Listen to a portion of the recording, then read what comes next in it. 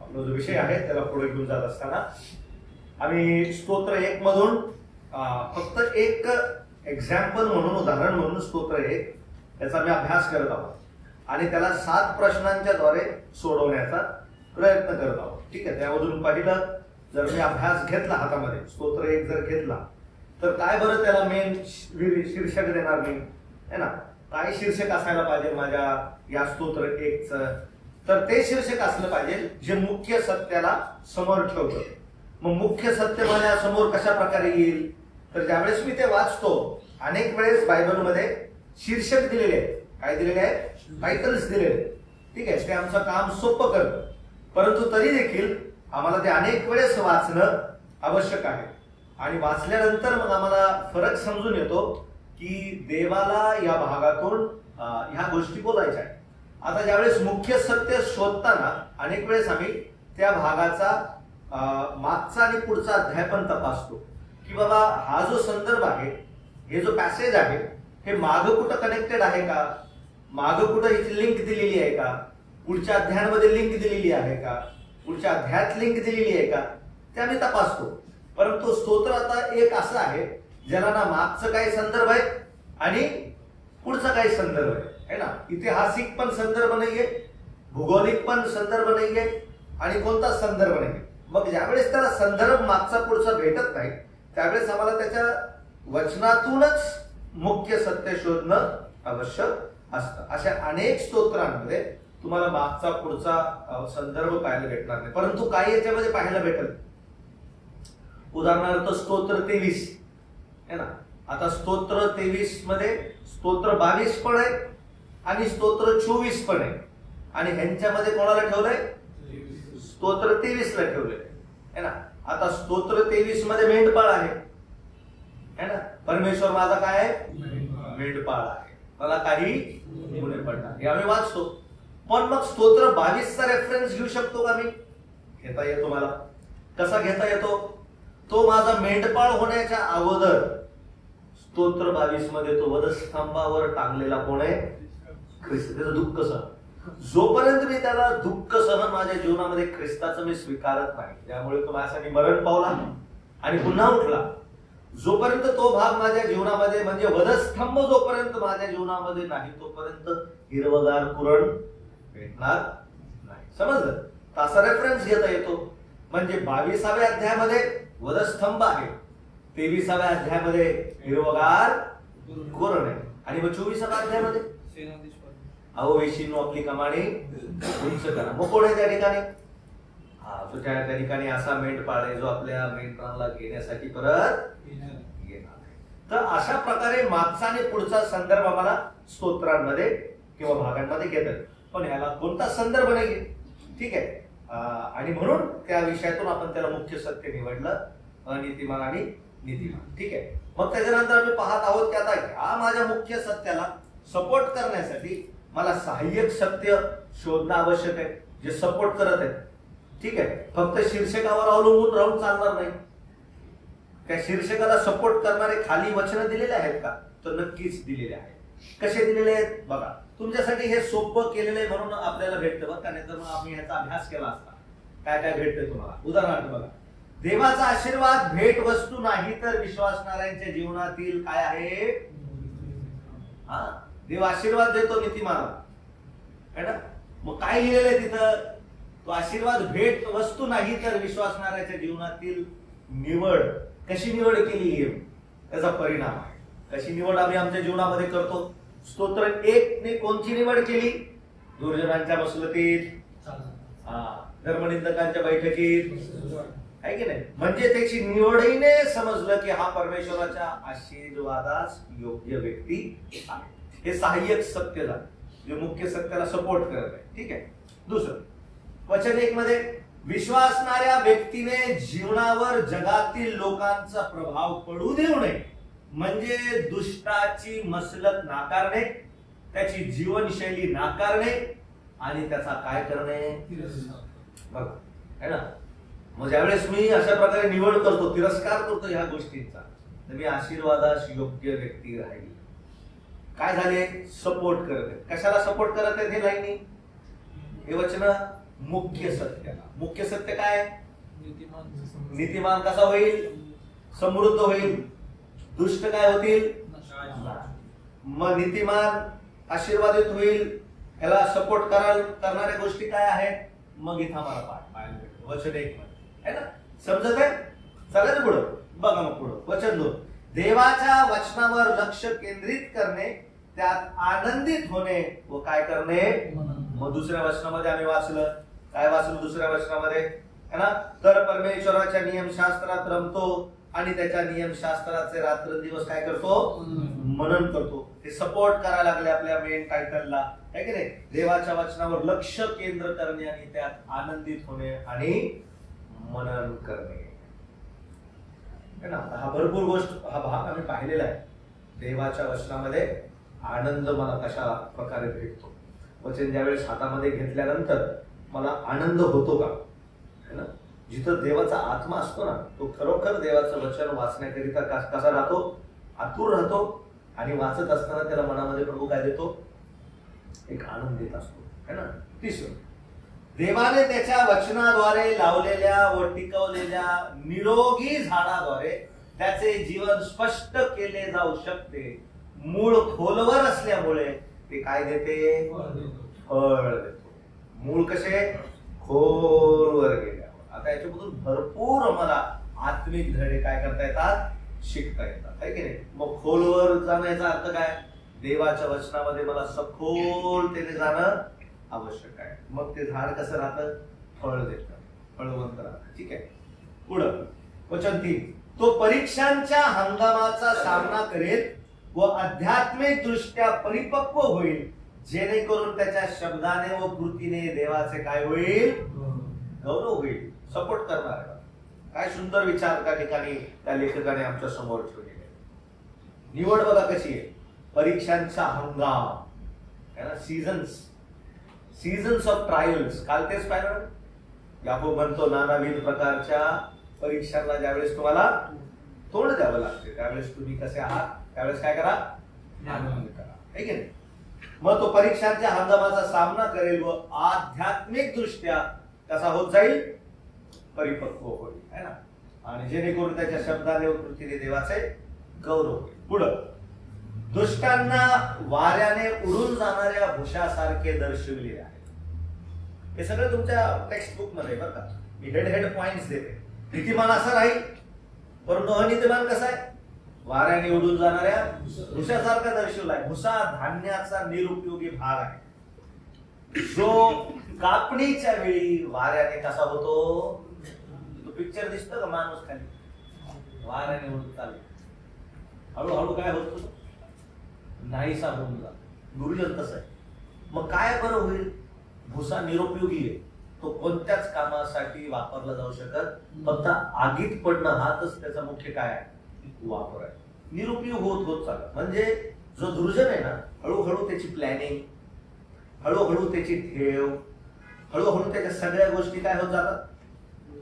भुसा होत जात. बरं का, खरं सांगतो तुम्हाला. झटक्यात कमवतो तो, तेवढ्या झटक्यात काय होत जाते? हळूहळू हातातून काय होतं? निघून जात. असे अनेक उदाहरणं आम्ही आमच्या जीवनामध्ये पाहिलेली, जीवन उदाहरणं पाहिली. दुर्जन कशा प्रकारे निघून जात.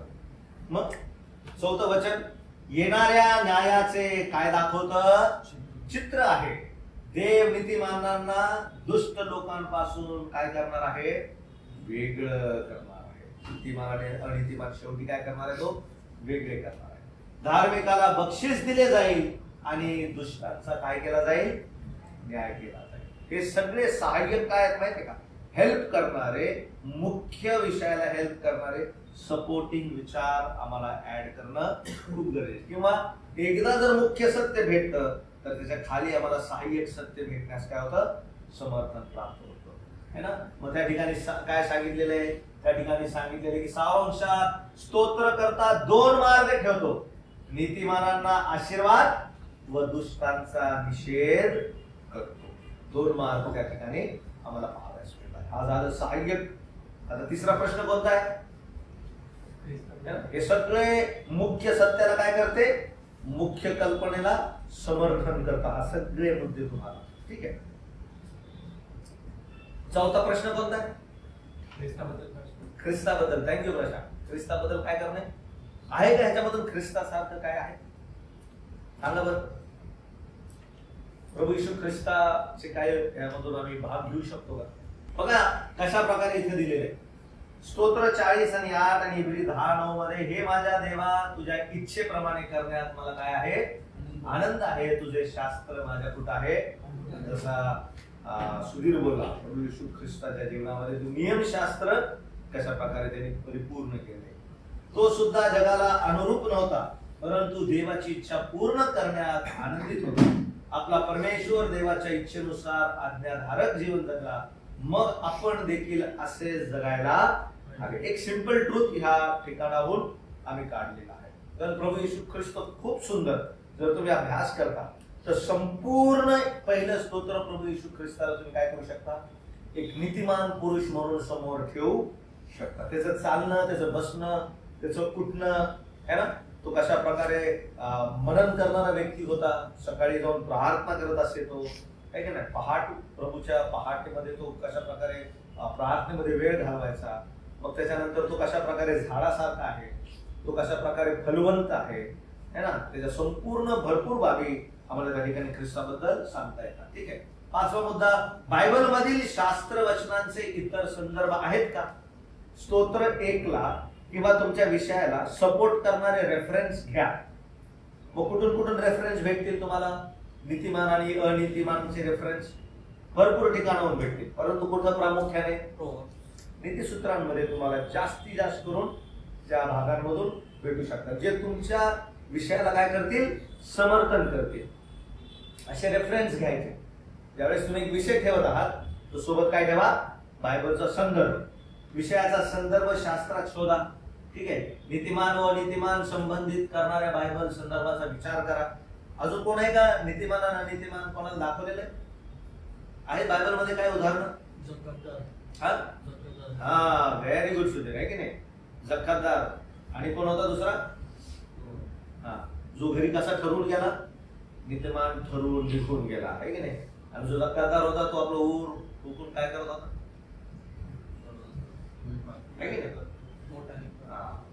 अजून कोणता रेफरन्स आहे जुन्या करारामध्ये? नीतिमान अनीतिमान. हाबेल, काईन आणि हाबेल, नीतिमान आणि अनीतिमान. काईन कसा आहे? दुष्टाचा आहे. म्हणजे कसा आहे तो? हाबेल कसा आहे? नीतिमान. नीतिमान ठरला, ठीक आहे. नीतिमान. मग त्याचा रेफरन्स तुम्हाला नवीन करारामध्ये पाहायला मिळतात, है ना. काल बघितलं जसं आपण इसाक आणि इस्माईल, नीतिमान आणि अनीतिमान व्यक्ती कशा प्रकारे जीवनामध्ये असतात. असे अनेक उदाहरणं तुम्ही त्या ठिकाणी संदर्भ म्हणून वापरता येतात. ठीक आहे. नीतिमान कसा असतो? प्रतिकूल जगात धार्मिक लोकांसाठी आशीर्वादाचा है ना विषय शोधा. मग स्तोत्र 34 आणि स्तोत्र 37 मध्ये तुम्हाला सगळे हे रेफरन्स भेटतील. स्तोत्र 34 आणि स्तोत्र 37 मध्ये काय भेटल? प्रतिकूल जगात धार्मिक लोकांसाठी आशीर्वादाचा विषय. तो तुमच्यासाठी होमवर्क आहे. त्यामध्ये जाऊन तुम्ही काय करा? शोधा की बाबा कशा प्रकारे प्रतिकूल परिस्थितीमध्ये जगामध्ये धार्मिक लोकांसाठी देवाने कोणता आशीर्वाद ठेवलेला आहे. ठीक आहे. मग काय रेफरन्स देतात? विश्वास ठेवणाऱ्यांना दुष्ट, पापी व थट्टा करणाऱ्या जगावर प्रेम करण्याची सूचना देण्यात आली आहे. जगाशी मैत्री की देवाची वैर आहे. कारण जगात देहाची वासना, डोळ्याची वासना, संसाराविषयीची तुषारकी ही विद्यापासून नाही तर कोणापासून आहे? आता हे रेफरन्स ह्यांनी दिलेले. तर तुम्ही अजून ह्याच्यामध्ये काय करू शकता? नीतिमानच्या गोष्टीला सपोर्ट करण्यासाठी आजूबाजूचे वचन किंवा उदाहरणं देऊ शकता. देवाचे नियमशास्त्र अशी संज्ञा आहे जी वचनाचा संदर्भ देते. स्तोत्र 1, 2 आणि विशेष करून योहान याचा पहिला अध्याय आणि 7वं वचन. नीतिमानांचे वर्णन हंगामात फळ देणारे झाडासारखं आहे.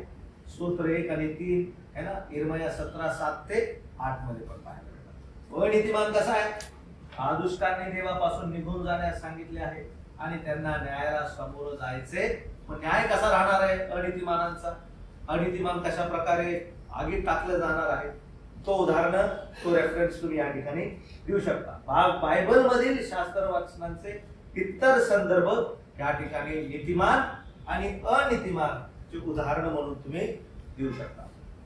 अनीतिमान यहुदाबद्दल पण सांगितलेलं आहे, कशा प्रकारे तो अंधारात निघून गेला, म्हणजे कसा झाला, नाहीसा झाला. तुम्ही खडकावर बांधणारा आणि वाळूवर बांधणारा है ना, याची तुलनात्मक हे करून पण या ठिकाणी देऊ शकता. ठीक आहे.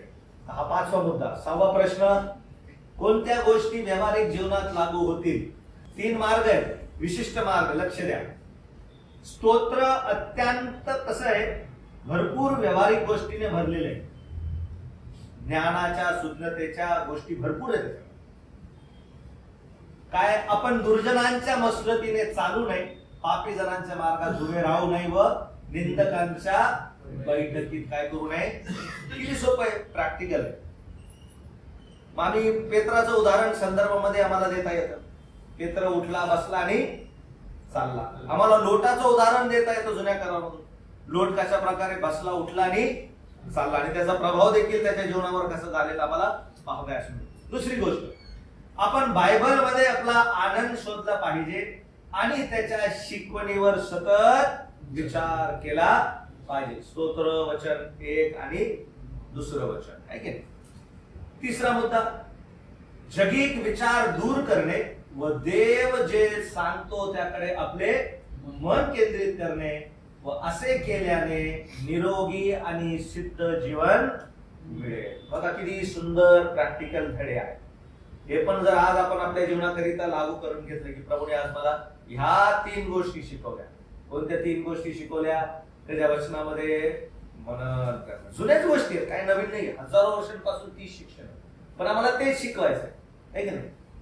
नियमशास्त्रामध्ये रमणं आणि वचनामध्ये आनंद करणं, जगिक विचारांपासून कसे राहणं, दूर राहणं, या गोष्टी मला निरोगी ठेवी आणि विशेष करून मला एक सिद्धी किंवा समृद्ध जीवन जगण्यास काय करेल, सहाय्य करेल. स्तोत्र 1 आणि 2, समृद्धीसाठी आध्यात्मिक दृष्ट्या फलदायी, भौतिक श्रीमंती किंवा शारीरिक दृष्ट्या आजारपणापासून मुक्त नाही, पण दुष्ट लोक जेव्हा देवाच्या न्यायाला सामोरे जातील त्यांचा नाश होईल, पण जो नीतिमान आहे त्याचा नाश होणार नाही. अनेक वेळेस आम्हाला असं वाटतं की भौतिक समृद्धीनेच मनुष्याची आत्मिक परिस्थिती नीतिमान आहे असं आम्हाला वाटतं, पण तसं नाही.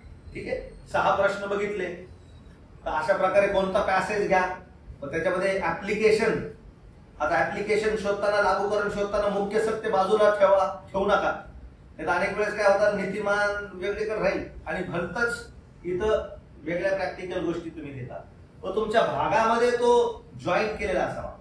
आता नेहमी एक गोष्ट लक्षात ठेवा, त्यावेळेस आम्ही कोणत्या गोष्टींवर मदत करतो ना, आमच्या समोर तुरंत दुसरे लोकांचे चित्र येतात. आम्हाला वाटतं वचन त्याच्यासाठी, वचन त्याच्यासाठी, वचन त्याच्यासाठी. पण जो नियमित अभ्यास करायला बसतो त्याला समजतं की प्रभूने हे माझ्यासाठी, आजच्या जीवनासाठी दिलेलं आहे बरं का. आणि त्याला बरोबर प्रभू त्या गोष्टींच्या द्वारे मार्गदर्शन करेल की आज मला जरी जुनं आहे बरं का, सत्य जरी जुनं आहे, पण ते त्याला आजच्या कामाच्या ठिकाणी काय पडेल, उपयुक्त पडेल, आणि त्याला ते निर्णय घेण्यास प्रभू काय करेल, सांगितलं. मग 7वा आणि शेवटला प्रश्न, माझ्यासमोर अद्याप कोणते प्रश्न उभे आहेत का, लिहून काढा.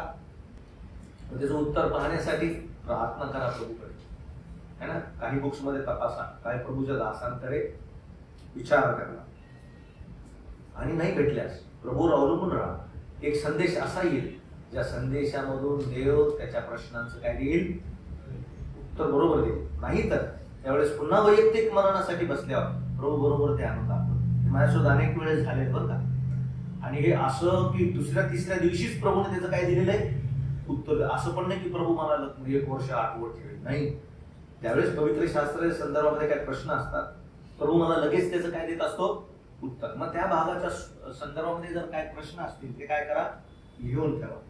मग काय काय लिहून ठेवू शकतो, मुळं म्हणजे काय की नाही, म्हणजे झाड किती उंच आहे, मग कोणत्या प्रकारचं झाड सांगितलेलं आहे, मग ते नदीच्या जवळ आहे का ते समुद्राच्या जवळ आहे, समजलं. हे काय झाले सगळे थिंकिंग क्वेश्चन्स, विचार करणारे. आता आपण ज्या वेळेस वाचतो 3रं, जे झाड पाहण्याच्या प्रवाहाजवळ लावलेले असते, मग हे कोणतं प्रवाह आहे, नदी वाटते तुम्हाला, हौद वाटतं तुम्हाला, का समुद्र वाटतं, काय वाटतं तुम्हाला? वाहणारी काय आहे? पाणी आहे. वाहणारं ओहळ आहे तुम्हाला काय? मग काय अजून काय प्रश्न येतील? जे झाड पाण्याच्या प्रवाहाजवळ लावलेले असते, मग प्रश्न येतो कोणी लावला? आहे की नाही? हे प्रश्न लिहायचे, कोणी लावलेला? मग लावताना झाड लावलंय का बी लावलंय? समजलं? म्हणजे याचा अर्थ हे झाड पहिले कुठतरी होतं का? मग हे झाड तिथून काढून इथं आणलंय का? असे काय येतील?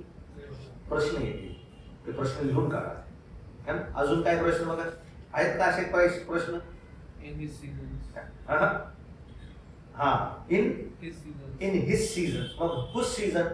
तो आपल्या हंगामी. बघा, ते आपल्या हंगामी फळ देतील. म्हणजे कोणाच्या हंगामी? प्रत्येक झाडाला काय असतो? एक हंगाम असतो. आणि प्रत्येक झाडाने आपल्या हंगामामध्ये फळ देणं काय असतं? कधी आंब्याच्या झाडावर तुम्ही आंबे पाहिले तर समर सीझन सोडून? येतात येतात. आमच्या तिथं पण येतात. आमच्या चर्चच्या बाजूला एक झाड आहे, 12 महिने कैऱ्या असते त्याच्यात. एक कैरी धड नाही त्याच्यात. कडू लागती, कधी कशी लागते, आणि ती व्यवस्थित नसते. म्हणजे आपला हंगाम सोडून काय द्यायला लागली? ती फळ द्यायला लागली. मग का बरं असं होतं?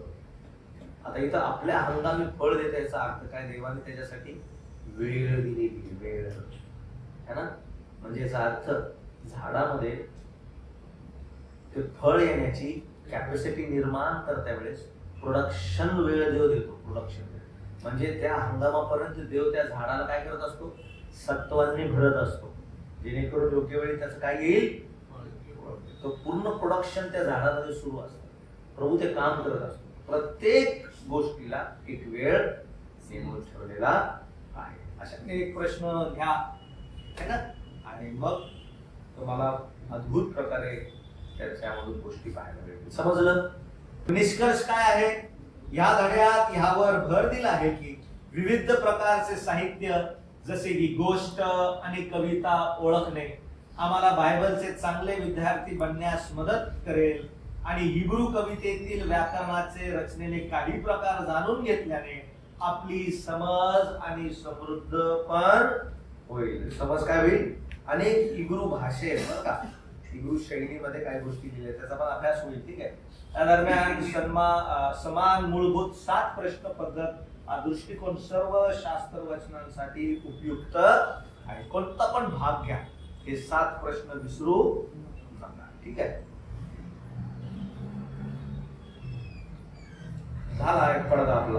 आता दुसरा पडदा घ्या. आता हा जो भाग आहे बायबलमध्ये इतिहासाचा अभ्यास करायचा. कशाचा? सॉरी, भूगोलचा अभ्यास करायचा आहे की नाही. भौगोलिक शो, जॉग्राफी. जॉग्राफी म्हणतात की हातात मॅप पाहिजे, नकाशे पाहिजे. ठीक आहे. नकाशाच्या द्वारे आम्हाला प्रभू दाखवतो बरं का. म्हणजे कुठं आहे, किती गालिले, किती कफरनहूम आहे ना, या भागांचा प्रभू आम्हाला अभ्यास करून देतो. सांगा मला, कसं तुम्हाला समजेल की हा भाग भूगोलिक आहे? हा, लयच गावाची नावं दिली आहेत. इथं चढला, उतरला, त्या गावात गेला, मग ह्या गावात इथं आला. मग काय वाटतं? कधी येते का समोर असं वाचताना? येतंय असा एक भाग वाचायला लागला. आणि मग तो कुठं गेला? लगेच तिथे गेला. मग तिथून कुठं आला? लगेच ह्या गावात आला. मग तिथून कुठं गेला? मग लगेच तिथे गेला. मग याचा अर्थ कशाची गरज आहे?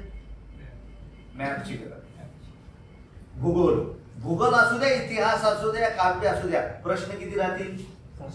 7 आहे की नाही.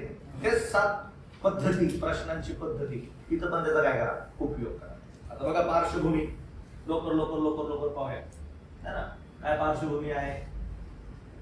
दिसते का? थोडंसं गुजर दिसतंय वाटतं आहे की नाही.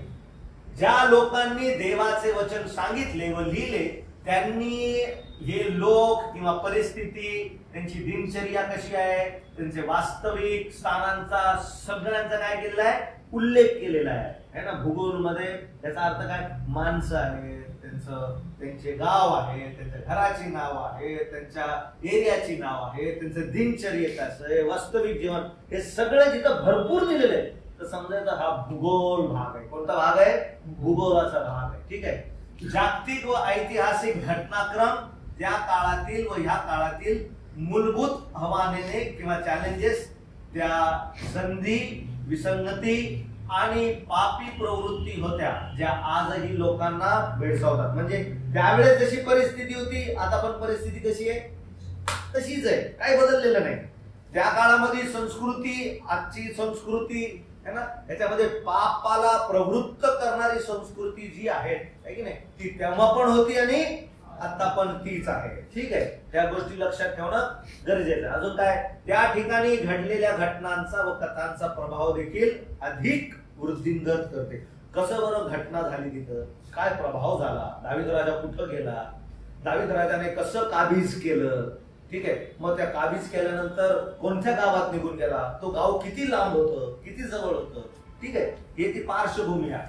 भौतिक किंवा नैसर्गिक देखावा जाणून घेतल्याशिवाय बायबल मधील मजकुराचा अभ्यास करणे हे कसं आहे, विषयाशिवाय नाटक पाहण्यासारखे आहे. खूप सुंदर स्टेटमेंट आहे. म्हणून आम्हाला ते माहित असणं, तर ज्यावेळेस आम्ही जॉग्राफी हातात घेतो आम्हाला समजतो अरे हा किती सुंदर याची काय होते, रचना होते. ठीक आहे, भूगोलिक संदर्भ जाणून घेतल्याने बायबल जिवंत वाटते. ज्यावेळेस आम्ही त्याचा रेफरन्स देतो है ना, रस्ते, मग काय त्याच्यानंतर समुद्र, जहाज, रथ, शहरे, शेत, तटबंदी, दुष्काळ, वादळ, अशा भरपूर गोष्टी जर त्या पॅसेज मध्ये, तर ते काय दाखवत आहे, भूगोल दाखवते. भूगोल दाखवते. अगं इथं कंटिन्यू पाऊसच आहे ना, पावसाचं क्षेत्र आहे. मग या पावसाच्या क्षेत्रामध्ये प्रभू येशू ख्रिस्त जाऊन तिथं काय करत होता, सुवार्ता सांगत होता, जात होता. म्हणून वादळ आहे की नाही, वारा, पाऊस, भरपूर गोष्टी त्या ठिकाणी जर असेल, मग काय बरं आम्हाला वाटतं बायबल कशा प्रकारे जिवंत, घटना कशी जिवंत आहे हे समजते. ठीक आहे, पुन्हा एकदा ही पार्श्वभूमी. इस्रायलाची जमीन लहान, इस्रायलाची पार्श्वभूमी सांगितलं किती लहान आहे माहिती आहे का, हे असं आहे, ते असं 50 मैल व उत्तर ते दक्षिण 150 मैल, म्हणजे असा पट्टा आहे ना, लांब घर असते ना गोळीसारखी, तसा इस्रायलचा पट्टा आहे की नाही. असं किती आहे आणि असं किती आहे की नाही, 50 आणि किती आहे. म्हणून प्रभू येशू ख्रिस्त ज्यावेळेस ह्याचा अभ्यास करतो तो अनेक वेळेस ह्या गोष्टींना आमच्या कुठे ठेवतो, समोर ठेवतो. निवास मंडपाचा पण त्यावेळेस आम्ही अभ्यास करतो, आम्हाला समजते ना, हे देवाने निवडलेल्या लोकांसाठी मुद्दामून निवडले होते. कोणते शहर, इस्रायल, यरूशलेम. देवाने मुद्दामून काय केलं होते, ते निवडलेले होते. का, कारण आजकालच्या जागेमध्ये आज जर त्याचे तुम्ही फायदे पाहता, हे आज आम्हाला कळतं इस्रायलचे काय फायदे त्या जागाचे. प्रभूला कधी माहित होतं, इस्रायल तिथं यायच्या अगोदर पासून ही जमीन कशी राहणार आहे, काय काय देणार आहे की नाही.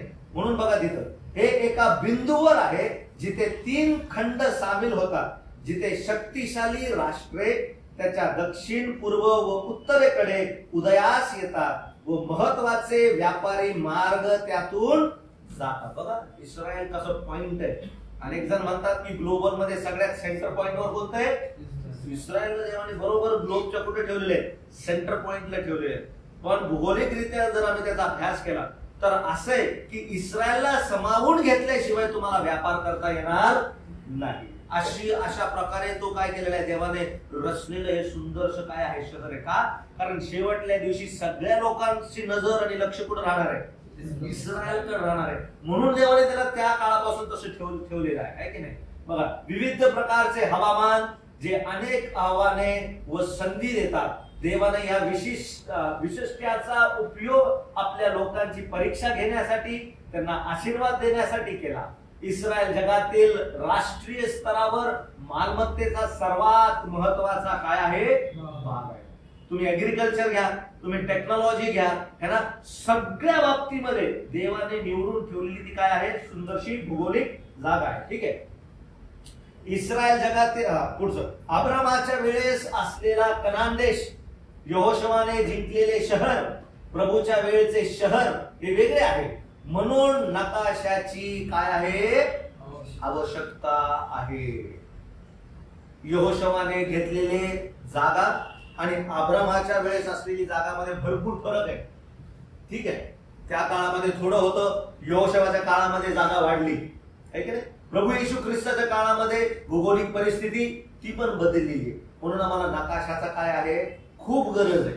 ठीक आहे, त्याचा अभ्यास करा. आता गुगलवर या सगळ्या गोष्टी भेटतात आम्हाला. ठीक आहे. पुढं जमीन, समुद्रावरील व्यापारी मार्ग, पावसाचे प्रमाण, वनस्पतीचे प्रकार, शहरे आणि शहराची लोकसंख्या यांचा समावेश असू शकतो आणि ते आदिवासी क्षेत्र आणि देशाच्या सीमा दर्शवण्यास आम्हाला मदत करतो. कुठून कुठून बाउंड्री आहे है ना.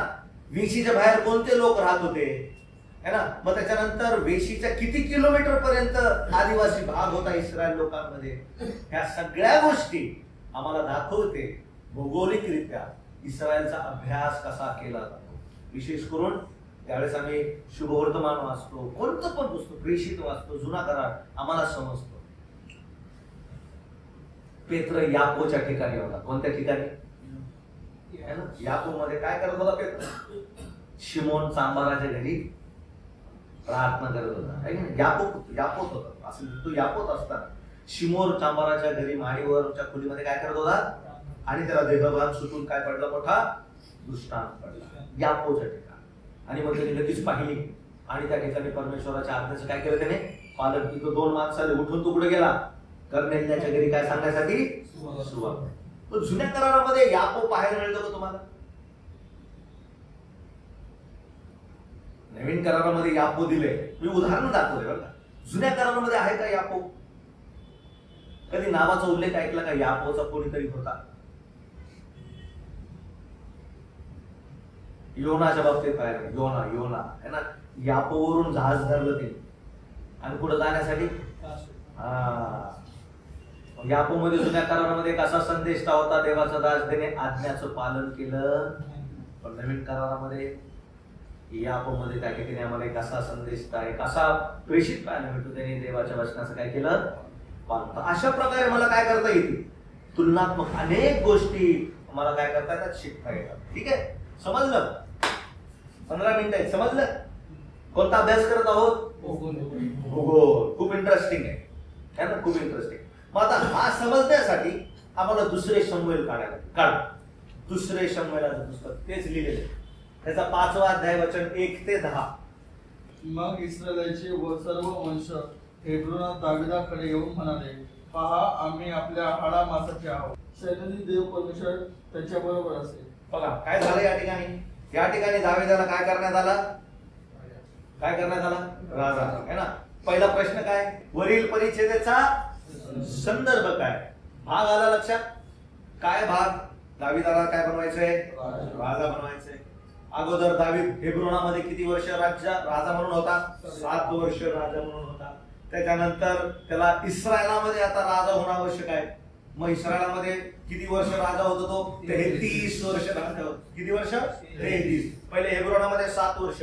पण आता कुठे आला तो, आता यरुशलेम मध्ये आला. पण आता यरुशलेम मध्ये काय पाहत येतो, तिथं आतमध्ये लोक आहेत आणि ते लोक काय आहेत, यबुसी लोक आहेत आणि ते काय करायले, त्या तटावर आहेत, ते इस्रायल लोकांना मारण्यासाठी तयार आहेत. ते हसायला लागलेत. इस्रायल लोकांना दाविदाला म्हणले, अरे इकडचे लंगडे लोडे जे आहेत ना, ते तुला काय करतील, ते तुला हरवून टाकतील.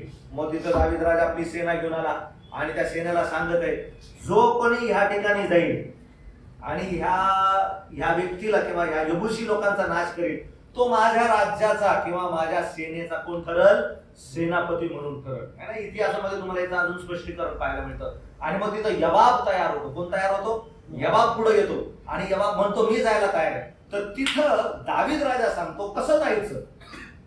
म्हणून तिथं एक शब्द वापरलाय, नळ. नळ नळ वाचले का तुम्ही, नळ. नळ म्हणजे काय, त्या दिवसात नळ होते का, है ना. नळ या शब्दाचा अर्थ आहे आतमध्ये जाण्याचा एक काय होता, भुयारी मार्ग होता. जिथून काय जात होतं, पाणी जात होतं, पाणी.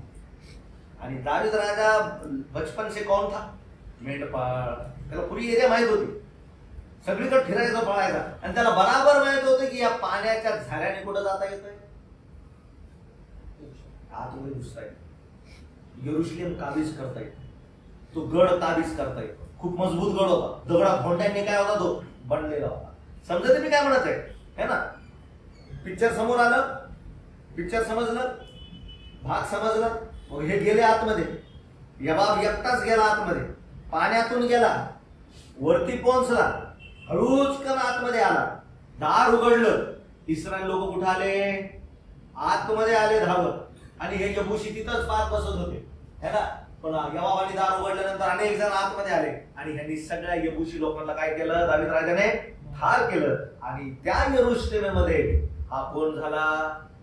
कोण झाला? राजा झाला. समजलं बॅकग्राऊंड? समजलं बॅकग्राऊंड? हा तो भाग आहे. का बरं दावीद राजाने यरूशलेमला त्याची राजधानी बनवली? भौगोलिक अर्थ आहे त्याला. समजलं? असंच नाही बनवणार तो, तिथं भरपूर गोष्टींची पुरवठा आहे. का बरं यरूशलेम आहे ना. चला बघूया आपला पहिला प्रश्न. बघा, इतिहासातील गोंधळाचा काळ मानला जातो शमूएलाच्या पुस्तकात. कन्फ्युजिंग एज, गोंधळाचा काळ. कारण शाऊलाने सगळ्याला गोंधळात टाकलं होतं 40 वर्षामध्ये आणि शेवटी भूतविद्याश्रीकडे निघून गेला. शमूएल देखील त्याला घाबरायचा, म्हणून गोंधळाचा काळ मानला जातो त्याला. शाऊलाच्या मृत्यूनंतर या अध्यायाला सुरुवात होतो. जो अध्याय मी वाचला तो कधी सुरू झाला? ज्यावेळेस शाऊल राजा, त्याचा मुलगा आणि त्याचा सेनापती हे काय झाले? मरण पावले है ना. शाऊलाच्या मृत्यूनंतर दावीद हा कोण झाला? राजा झाला. मग त्याच्यानंतर काय आहे? शाऊलाच्या कुटुंबाचा दावीदाला राजा होण्यासाठी विरोध होता, पण यहुदा वंशाने हेब्रोनात त्याला काय बनवला होता? इथं नव्हतं, इथं एंट्री नव्हती. कारण शाऊलाचे अनेक लेकर आणि विरोधक होते, सेनापती होते, ते शाऊलाचा काय करत होते? विरोध करत होते. परंतु त्याच्या अगोदरच यहुदी लोकांनी ह्या ठिकाणी हेब्रोनमध्ये ज्यावेळेस शाऊल होता त्या ठिकाणी त्याला कोण बनवलं? राजा म्हणून 7 वर्ष तो हेब्रोनामध्ये होता. पण आता तेवढ्यातच चालणार नाही, त्यांनी इथं पण राजा व्हावा अशी इस्रायल लोकांची काय होती? इच्छा होती. परंतु जोपर्यंत तो शाऊल राजा आहे तोपर्यंत दावीद येऊ शकणार नाही. मग शाऊल मरण पावला, त्याची लेकरं मरण पावली, सेनापती मरण पावला त्याचा. मग त्याच्यानंतर आम्हाला पाहायला मिळतं बघा, 7 वर्ष दावीदाच्या अनुयायी आणि शाऊलाचे अनुयायी यांच्यात काय चालले? युद्ध चालले आहे की नाही. यामध्ये शाऊलाचा एक मुलगा, यामध्ये शाऊलाचा मृत्यू झाला, त्याचा एक मुलगा इशबोशेत त्याचा मृत्यू झाला व त्याचा लष्करी सेनापती अब्नेर हा पण काय पावला? मरण पावला. हे सगळे कॉन्टेक्स्ट आहे बरं का. हे सगळे बॅकग्राऊंड, पार्श्वभूमी आम्ही काय करत आहे? तपासत आहे. का यरूशलेमला त्यांनी आपली कॅपिटल केली? बरं का. पुढं दावीदाने ह्या 2 व्यक्तीबद्दल उल्लेखनीय आदर दाखवला. शाऊल मेला, त्याचा मुलगा मेला अब्नेर, याच्याबद्दल शाऊलाने दुःख केलं, त्याला खूप वाईट वाटलं, त्याने आदराने सन्मान केलं. हे पाहून सगळे इस्रायल लोक काय म्हणाले माहितीये का? अरे हा शाऊल जो आयुष्यभर याच्या मागे होता तरी पण हा काय करत आहे? त्याचा आदर करत. हे पाहून ते लोक म्हणाले की हाच इस्रायलाचा कोण असला पाहिजे? राजा असला पाहिजे है ना. जसा त्याने शाऊलासाठी दाखवलेला होता, म्हणून लोकांनी हे पाहून त्याला काय केलं? निवडलेलं आम्हाला पाहायला मिळत आहे की नाही. नंतर त्याचे वडील हेब्रोनात आले, म्हणजे त्या गावचे सर्व वडीलजन कुठे आले? त्या गावात आले आणि संपूर्ण इस्रायलाचा राजा म्हणून अधिकृतपणे दावीदाचा काय केला? अभिषेक केला. काय केला? त्याला अभिषेक केला. शाऊल मेला, स्वतःच्याच भाल्यावर पडून काय झाला? शाऊल मरण पावला. पण आता दावीद राजा सगळ्या वडिलांच्या समोर, सगळ्या इस्रायलांच्या समोर यांना काय झाला? आता राजा झाला, अभिषिक्त राजा इस्रायल लोकांचा. पहिले हेब्रोनामध्ये होता, पण आता इस्रायलचा तो काय झाला? राजा झाला. हा झाला मेन परिच्छेद, मेन कॉन्टॅक्ट. काय आहे? दिसते का हे तट? अजून तुम्हाला दाखवतो तट. ठीक आहे. दावीदाने यरूशलेम का बरं निवडले? भौगोलिक अभ्यास है ना. का बरं? Why did David choose Jerusalem as his capital? का बरं निवडले?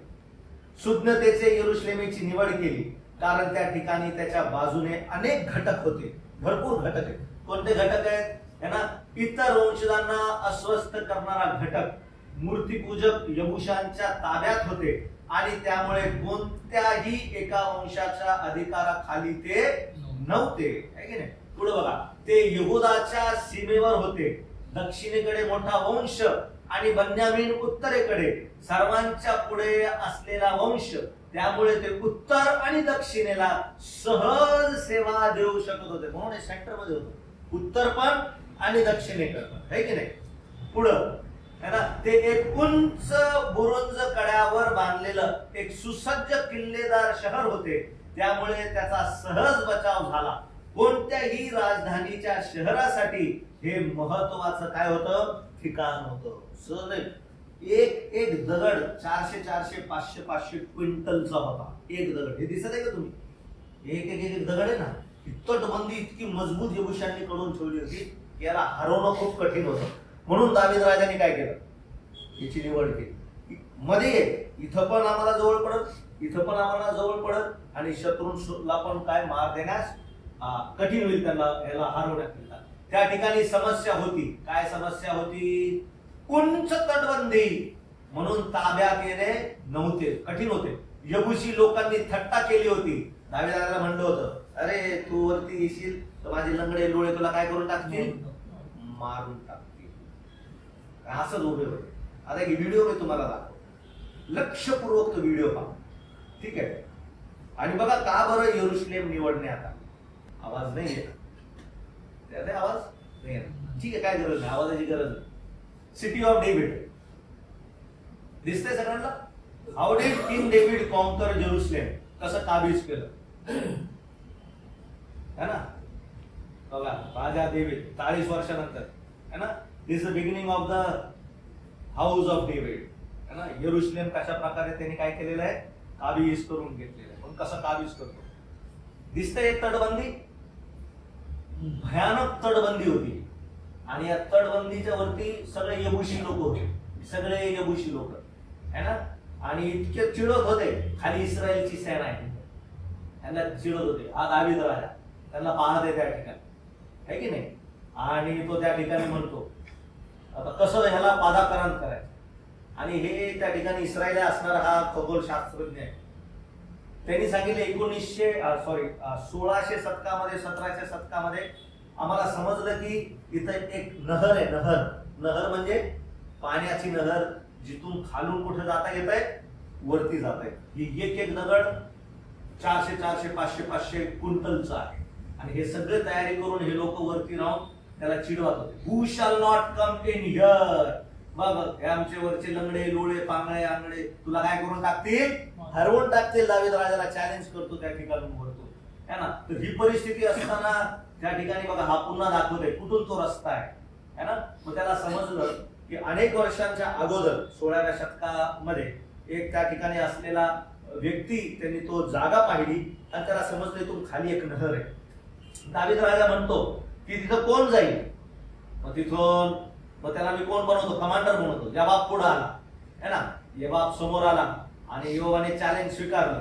परंतु दावीद राजानेच सांगितलं होतं आतमध्ये कसं जायचं.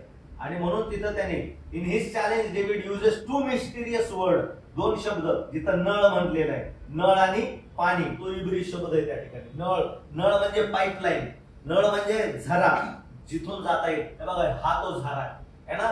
कॅप्टन चॅपलिन वॉरिन ह्याला कशा प्रकारे तो 1867 साली बघा हा भुयारी मार्ग भेटला आहे की नाही, जो कुठं जातो खालून बरोबर यरूशलेमेच्या वरती जातो. आणि मग हा जो कमांडर होता हा तिथं जाऊन पाहतो आणि 13 मीटर वरती चालून गेल्यावर डायरेक्ट कुठं एंट्री आहे, यरूशलेममध्ये एंट्री आहे. बघा हा 1800 शतकामध्ये हा चालत गेला, ठीक आहे. आणि ते कळालं त्याला वरती टनल आहे ना. आणि इथं तर वरती गेलं तर डायरेक्ट कुठं पोहोचतो, वरती पोहोचतो. तर हे 1867 शतकामध्ये समजलं की इथून रस्ता आहे बरं का. बघा किती वर्षांपासून काय होतं ते रहस्य होतं. आणि मग दावीदाला ही जागा माहित होती. दावीदाने योवाबाला सांगितलं, काय सांगितलं, इथून जाणं गरजेचं, पण तिथून एकच माणूस जाता येते, तिथून सेना घेऊन जाता येत नाही. मग काय झालं, अशा प्रकारे या लोकांनी भारती नहर बनवलेली होती आणि तिथून पाणी हळूहळू हळूहळू हळू वरती जाईल आणि वरून मग कुठं पुरल ती आतमधल्या ठिकाणी. बघा आता पण तुम्ही जर यरूशलेम मध्ये गेलात अशा प्रकारे भुयारी मार्ग औरंगाबाद मध्ये पण आहे बरं का. आता जे निजामचे लोक मुस्लिम लोकांनी जी जुनी नगरे बनवलेली आहे हे सगळे यरूशलेमची टेक्निक आहे, इस्रायल लोकांची ही टेक्निक आहे. तर तुम्हाला ते पाहायला मिळेल जुना वॉटर सप्लाय इथून आहे ना. हे भूगोल दाखवत आहे. यबाब गेला बघा, यबाब एकटाच चढला, मुश्किलीने चढला, साधं सोपं नव्हतं. वरती पळत गेला त्या नगरीतून आणि वरती पळता पळता पळता आतमध्ये घुसला. आणि आतमध्ये जाऊन त्यांनी काय केलं, हे सगळे येबुशी लोक वरती बसून त्यांना चिडवत होते, कोणाचंच लक्ष नव्हतं. यबाब आतमध्ये गेला, त्यांनी दार उघडलं तिकडचं है ना, कठीण होतं, उघडलं आणि सगळे इस्रायल लोक कुठे आले, आतमध्ये आले. आणि दाविदाने आणि इस्रायल लोकांनी यबुशी लोकांचा काय केला? घात केला. आणि मग हा यरुशलेम हा दावीद राजाची काय म्हणून आली तिथं? नगरी म्हणून त्या ठिकाणी आम्हाला पाहावयास मिळते. समजलं? हा भूगोलाचा अभ्यास करणं काय आहे? गरजेचं. मग आम्हाला समजतं का बरं यरुशलेम काय निवडण्यात आली? काय निवडण्यात आली? राजधानी निवडण्यात आली. म्हणून भूगोलचा अभ्यास करणं गरजेचं. साधं सोपं नव्हतं. तेव्हा एकटाच गेला त्या ठिकाणी. परंतु मग आम्हाला पुढचं काही गोष्टी शिकायला खूप सुंदर विषय भेटतो. कोणता विषय भेटतो? है ना? मुख्य सत्य काय? बघा, देवाने इस्रायलाच्या वंशजांना दावीद राजाच्या राजवटीत काय केलं? एकत्र केलं, है की नाही? सगळे पांगलेले होते. पुढं राजधानीचे शहर प्रदान केले, जेणेकरून तिथून तो काय करील? राज्य करेल. शॉर्ट वर तो उत्तरेकडे पण आणि दक्षिणेकडे पण त्याला काय करता येईल? राज्य करता येईल. दावीद राजा व त्याच्या घराण्याचा उदय देवाच्या योजनेचा मोठा टप्पा होता. कारण त्यामध्ये कोण येणार होता? प्रभू येशू ख्रिस्त येणार. ठीक आहे. सिनाय पर्वतावर एक राष्ट्र बनवले देवाने. यहोशुआच्या नेतृत्वाखाली त्यांना जमीन दिली. आता एक राजा दिला, ज्याच्याद्वारे प्रभू येशू ख्रिस्ताचे काय होणार होते? पदार्थ म्हणून. बघा, अशी पादाक्रांत नाही, खूप कठीण होते. काहीच नव्हते इस्रायल लोकांकडे. दाविदामध्ये असणारं शौर्य देवाने त्याला आशीर्वादित केले. आणि कसा त्या ठिकाणाहून ख्रिस्त येणार होता. ठीक आहे. शेवटच्या काळात दाविदाचा पुत्र यांना त्याने ख्रिस्त 1000 वर्ष काय करणार आहे? या जागेवर सर्व राष्ट्रांवर राज्य करणार आहे. त्यावेळी त्याचे नाव आणि त्याचे राज्य कायमचे स्थापित होईल, है की नाही? या सर्वांची सुरुवात दाविदाच्या राज्य अभिषेकापासून आणि यरुशलेम ताब्यात घेण्यापासून सुरुवात झाली होती. कदाचित मुख्य सत्य अशा प्रकारे व्यक्त केली जाऊ शकते. दावीद संयुक्त राष्ट्रांचा राजा बनतो व त्याच्या नवीन राजधानीसाठी यरुशलेमची काय करतो? निवड. हे काय झालं तुमचं? मुख्य सत्य. दाविदाने यरुशलेम काय केलं? काय केलं? राज्य. मग त्याला सपोर्ट करायसाठी भरपूर गोष्टी आहेत. आत्मिक धडे खूप सुंदर आहे, है ना? मग जिथं जिथं भूगोल आलं तिथं तिथं तुम्हाला असं काय करायला लागेल? अभ्यास करायला.